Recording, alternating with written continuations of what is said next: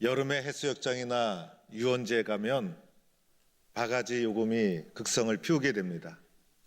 요즘은 많이 좋아졌지만은 그래도 좀 과장된 표현이지만은 한철 벌어서 한 해를 산다라는 말이 있습니다.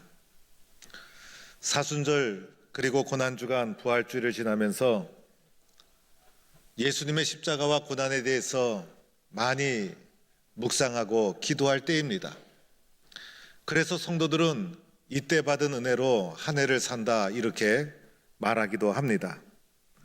그래서 이 기간 동안 우리는 십자가에 대해서 그 어느 때보다도 많이 묵상하고 그리고 고난에 대한 찬송가도 많이 부르고 예수님의 나를 위한 고난의 십자가를 생각하면서 엎드려 기도하고 이때 받은 은혜가 한 해 동안 우리의 삶을 인도하고 결정짓게 된다는 것입니다.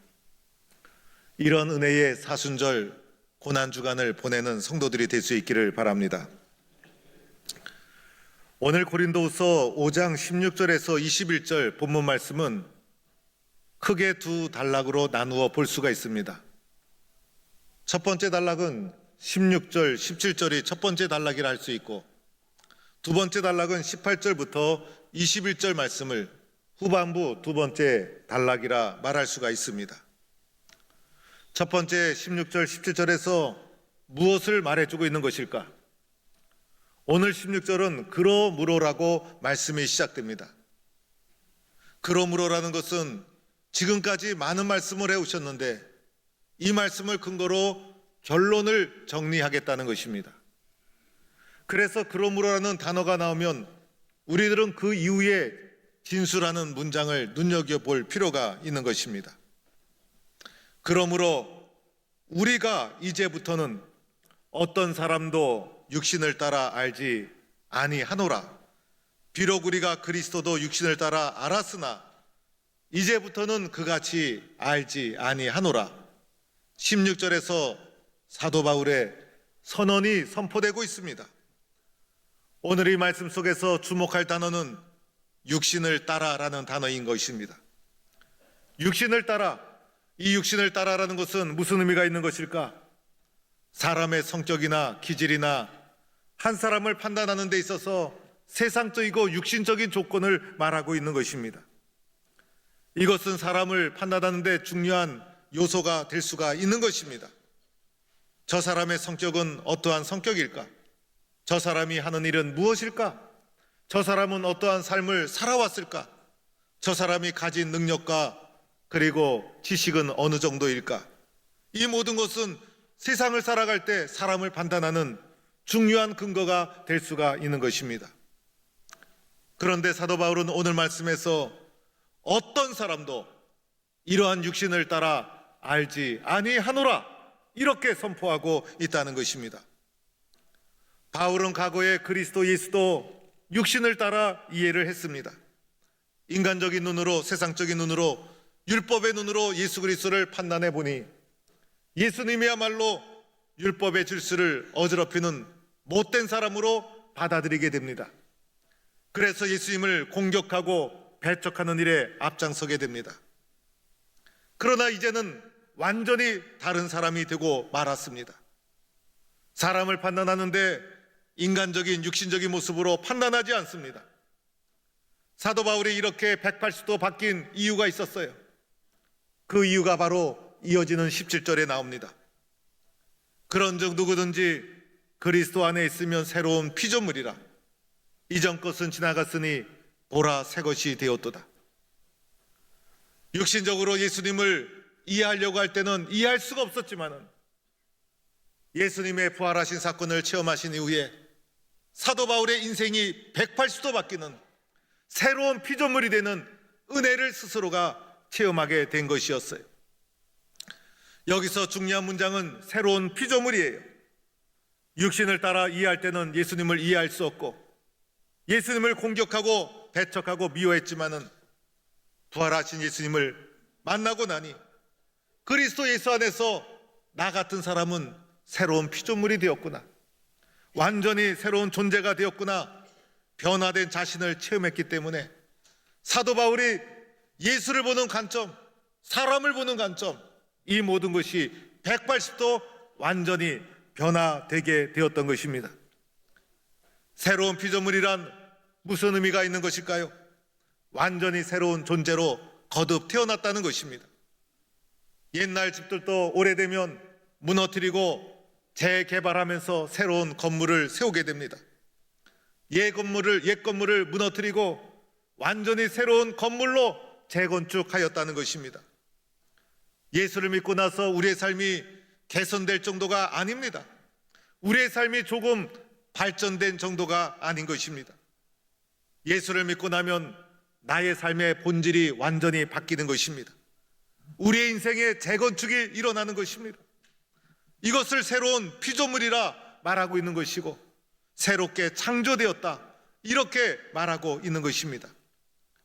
육신적으로 예수를 알았을 때는 도무지 일어날 수 없는 일이었어요. 그러나 부활하신 예수님의 십자가를 체험하고 나니 자기 자신이 새로운 피조물이 되었고 완전히 새로운 존재가 되었다는 것을 바울이 체험한 것이에요. 그래서 예수님의 십자가를 체험하고 나서 육신적으로 그전에는 모든 것을 판단했지만은 새로운 피조물이 된 지금부터는 그렇게 사람을 판단하지 않겠다. 그리스도 예수 안에서 우리는 새로운 피조물이다, 이렇게 선언하고 있는 것입니다. 예수님이 이 땅에 오셔서 많은 일을 하셨어요. 말씀도 가르치시고 이적도 행하시고, 그런데 예수님이 하신 것 중에 가장 소중하고 중요한 사건이 바로 십자가라는 것입니다. 십자가를 이해할 때 예수님의 핵심을 이해하는 거예요. 예수님에 대해서 많은 지식을 가지고 있더라도 십자가를 체험하지 못하면 예수님을 제대로 알지 못하는 거예요. 십자가는 지식으로 알 수 있는 것이 아니에요. 육신적으로 알 수 있는 것이 아닙니다. 십자가는 성령의 도움이 없이는 제대로 체험할 수가 없는 것입니다. 예수님이 죄와 허물을 대신 지시고 십자가에서 나의 죄의 값을 다 치러주셨죠. 우리의 죄를 십자가에서 다 용서해 주셨어요. 이 십자가를 어떻게 세상적으로 육신적으로 이해할 수가 있겠습니까? 내 힘과 내 능력으로 내 속에 있는 죄를 내가 해결할 수 있습니까? 나는 죄 앞에서 전적으로 무능한 존재인 거예요. 그러나 이것을 예수님의 십자가가 해결해 주셨다는 것입니다. 이것은 지식적으로 육신적으로 이해할 수가 없는 거예요. 성령의 성령의 역사 가운데 십자가를 체험해야 이해가 되는 것이에요. 육신적으로 아무리 이해하려고 해도 알 수가 없어요. 성령의 도우심을 받아야 되는 것입니다. 바울이 십자가의 은혜를 성령의 도우심 가운데 체험하고 나니 십자가 앞에서 나는 전적으로 무능한 존재였고 죄 앞에서 나는 연약한 존재였고, 그래서 자신의 죄를 통해 자복하고 눈물로 성령의 체험을 받는 사건이 내 속에서 일어나야 된다는 것이에요. 이것이 바로 십자가를 체험하는 사건인 것이에요. 이것이 내 속에서 성령의 도우심 가운데 십자가 체험이 일어나야 되는 것이에요. 사도 바울이 예수님을 싫어할 정도가 아니라 예수 믿는 사람을 핍박하고 공격하고 배척하고, 그런데 성령 안에서 십자가를 체험하고 나니 예수님 같은 분이 어디 있을까? 그래서 예수님의 십자가의 사랑 앞에서 존재가 바뀌는 역사를 체험하게 된 것입니다. 여러분, 예수님께서 그렇게 고통스럽고 그렇게 치욕스러운 십자가를 질 필요가 없었죠. 그런데 예수님이 그 십자가를 왜 지셨을까요? 우리들은요, 인생을 보며 살아가면서 내가 손해 볼 일을 자청해서 할 사람이 어디 있겠어요? 인생을 살면서 내 자존심이 얼마나 소중합니까? 내 이익이 얼마나 소중합니까? 그런데 예수님은 손해 볼 정도가 아니라 우리를 위해서 자기 자신을 다 내어주시고 자기의 자존심을 다 버리셨어요. 죄와 사망의 종노릇하며 소망 없이 끝나는 우리의 불행한 인생을 불쌍히 여겨주셔서 포기할 수 없는 절대적인 십자가의 사랑으로 우리에게 찾아오신 것이었어요. 나를 대신해서 내가 져야 될 죄의 값을 하나도 남김없이 다 지불하셨어요. 하나도 남김없이 다 깨끗하게 지불하셨던 것이에요. 그래서 우리를 죄로부터 영원한 생명으로 옮겨주신 분이 바로 예수님이요, 예수님의 십자가라는 사실을 믿고 확신하는 성도가 될 수 있기를 축원합니다. 이렇게 바울은 성령 안에서 예수님의 십자가를 체험하고 나니 나는 새로운 피조물이구나, 나는 새로운 피조물이구나, 이것을 확신하게 되었던 것이에요. 예수 그리스도 안에 있는 자에게는 두 가지 눈이 있어야 합니다. 물론 우리의 눈이 두 개가 달려있지만은 세상을 보는 안목이 두 가지가 있어야 됩니다. 하나는 육신의 눈이 있어야 되죠. 육신의 눈을 가지고 살아가는 것이 얼마나 중요합니까? 육신의 눈으로 보고 판단합니다. 아름다운 경치도 육신의 눈으로 보고, 세상을 살아가면서 육신의 눈이 얼마나 중요합니까? 그런데 예수 그리스도를 믿고 나니 또 하나의 눈이 생겼어요. 그것은 바로 예수님의 눈이요, 영적인 눈인 것입니다. 그런데 예수님의 눈, 영적인 눈이 더 소중하고 더 큰 눈이 되었어요. 그래서 육신의 눈을 가지고 살아가지만은 우리의 삶을 결정짓는 것은 영적인 눈으로 세상을 보면서 판단하고 움직이는 거예요. 그래서 예수 믿는 우리들에게는 또 하나의 눈이 있다는 것이에요. 바로 예수님의 눈이요, 영적인 눈을 보고 세상을 살아가고 있다는 것입니다. 우리의 인생에서 가장 소중한 것은 바로 이렇게 예수님의 십자가를 만나는 것입니다. 이것은 육신적으로 이해할 수도 없고 알 수도 없는 것입니다. 성령님께서 도와주실 때 부활하신 예수님의 십자가를 체험할 수 있는 거예요. 그래서 우리들은 주님 앞에 이렇게 기도해야 합니다. 주님, 저도 살아계신 예수님을 만나고 싶어요. 저도 주님의 십자가를 체험하고 싶어요. 성령님, 나를 도와주세요. 성령님의 도우심을 요청하고 사모해야 합니다. 그래야 우리 모두가 살아계신 하나님, 부활하신 예수님, 십자가를 성령의 은혜 가운데 체험해서 나는 예수님 안에서 새로운 피조물이다, 나는 예수님 안에서 새롭게 창조된 하나님의 자녀다, 이런 믿음과 확신을 가지고 살아가는 성도가 될 수 있기를 축원합니다. 오늘 말씀 16절 17절에서는 나는 새로운 피조물이다, 이것을 우리에게 말씀하고 있는 것입니다. 오늘 18절 이하의 두 번째 단락에서는 새로운 피조물 된 우리들에게 주시는 새로운 사명이 무엇인가를 말해주고 있어요. 우리에게 주어진 새로운 사명이 무엇일까? 18절 이하의 말씀을 가만히 살펴보면 반복되는 단어가 하나가 있습니다. 하목이라는 단어입니다. 18절 이하에 계속해서 하목이라는 단어가 반복해서 강조가 됩니다. 18절에도 하목이라는 단어가 두 번 나옵니다. 19절에도 두 번 나옵니다. 20절에도 한 번 나옵니다. 짧은 말씀 속에 하목이란 단어가 자그만치 5번이나 반복해서 강조되고 있습니다. 하목이라는 것은 두 가지 차원이 있습니다. 하나는 하나님과의 수직적인 하목이에요. 나와 하나님과의 수직적인 하목이 이루어졌다는 거예요. 죄로 인해서 깨어진 나와 하나님과의 관계가 부활하신 예수님의 십자가를 체험하고 나니 이 하목이 회복이 되었다는 거예요. 그래서 오늘 말씀 18절에도 우리를 자기와 화목하게 하시고 우리를 하나님과 수직적으로 화목하게 하셨다는 거예요. 20절 말씀에도 너희는 하나님과 화목하라. 우리는 그리스도 예수 안에서 수직적으로 하나님과 화목하라. 이것이 우리에게 주신 화목의 소중한 사명인 것입니다. 하나님과의 관계가 깨어졌지만은 이제는 희망이 있어요. 그리스도 예수 안에서 죄의 문제가 해결되고 하나님과 내가 수직적으로 화목게 되는 은혜를 잊게 된 것이에요. 또 하나의 화목은 세상을 화목게 하는 수평적인 화목이에요. 마치 예수님의 십자가처럼 수직적으로는 하나님과의 화목, 수평적으로는 세상을 화목게 하는 직분을 우리에게 주셨다는 거예요. 오늘 말씀 18절에도 우리에게 화목하게 하는 직분을 주셨다. 수직적인 화목을 체험한 우리들에게 세상을 화목하게 하는 직분을 주셨다는 거예요. 또한 19절에도 화목하게 하는 말씀을 우리에게 부탁하셨느니라. 수평적으로 화목하게 하는 말씀을 바로 우리에게 부탁하셨다는 거예요.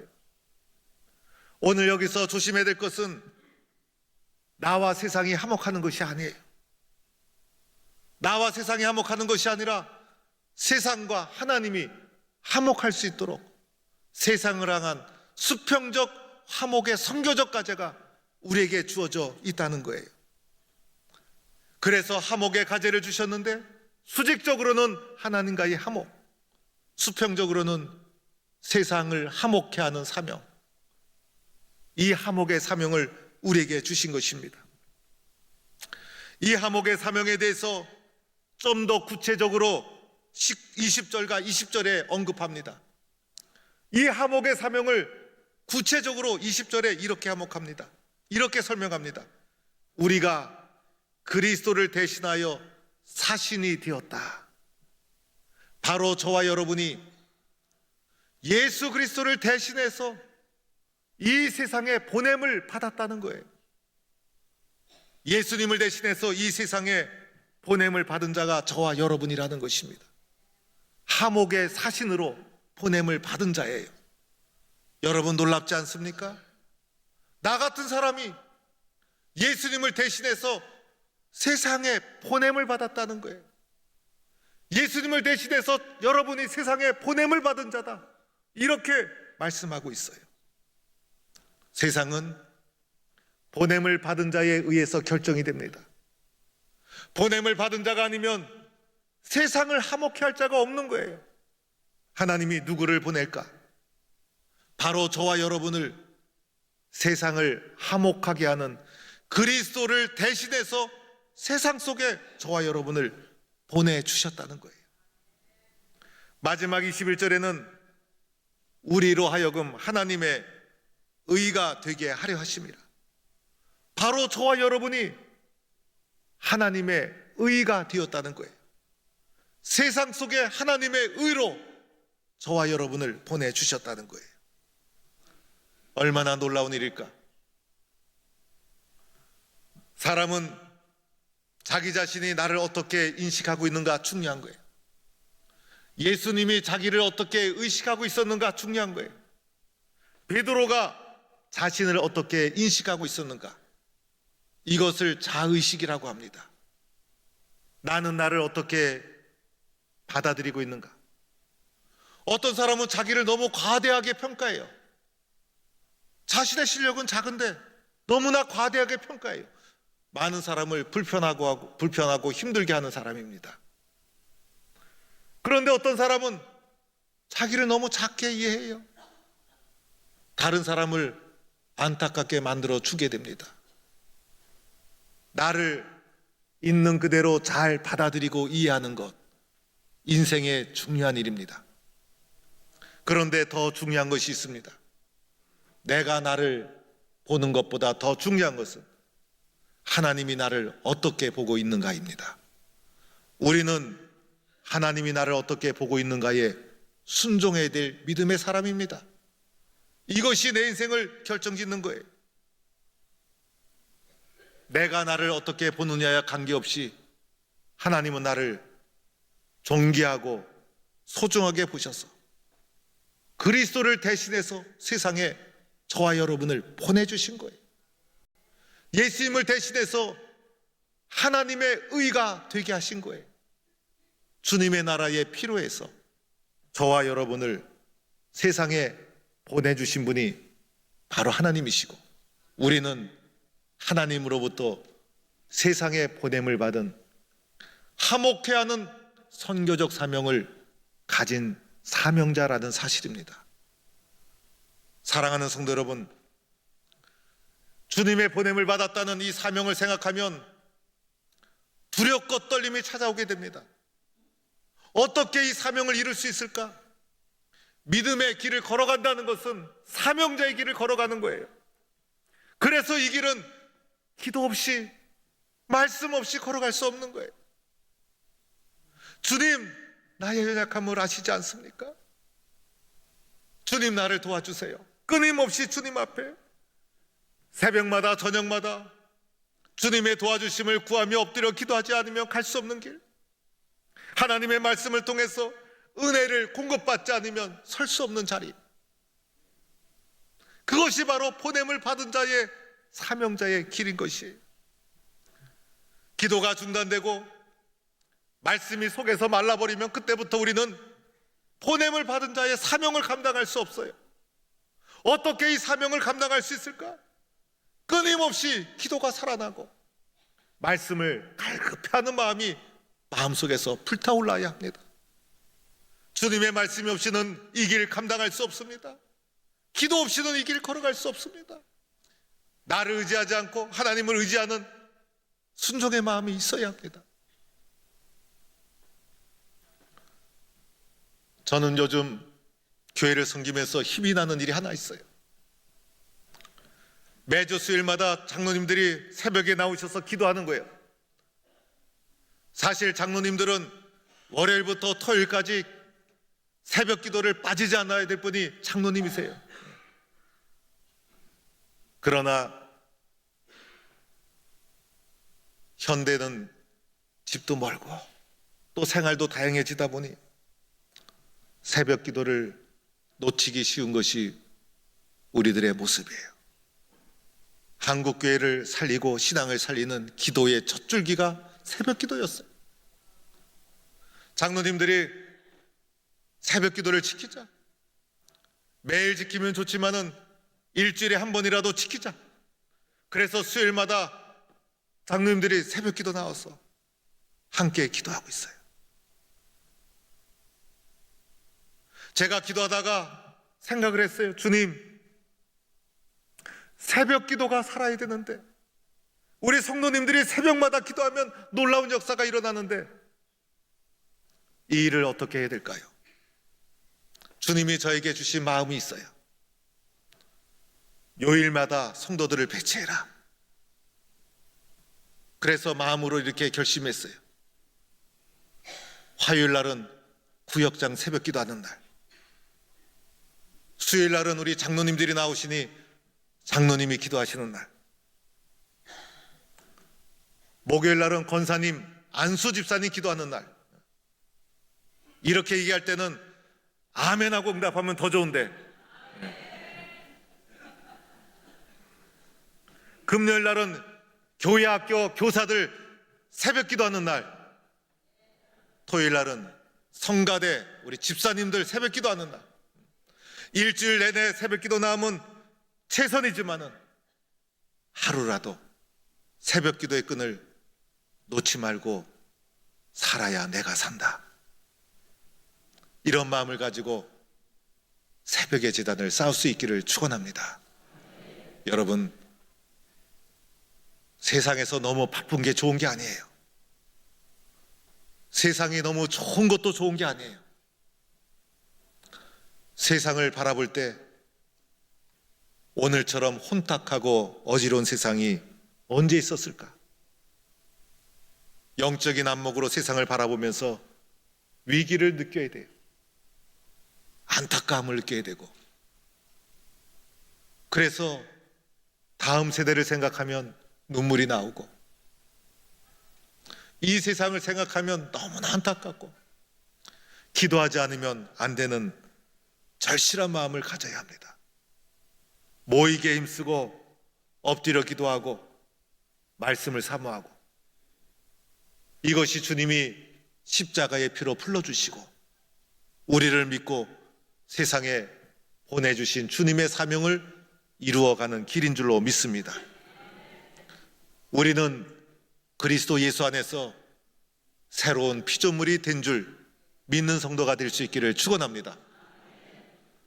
세상적으로 보면 보잘것없고 아무 힘도 없지만 주님 나라에 주님이 꼭 필요해서 나를 불러주시고 세상에 그리스도를 대신해서, 예수님을 대신해서 나를 보내주신 줄로 믿고 오늘도 기도와 말씀으로 사명을 감당해 나가는 동부의 성도가 되기를 주의 이름으로 축원합니다.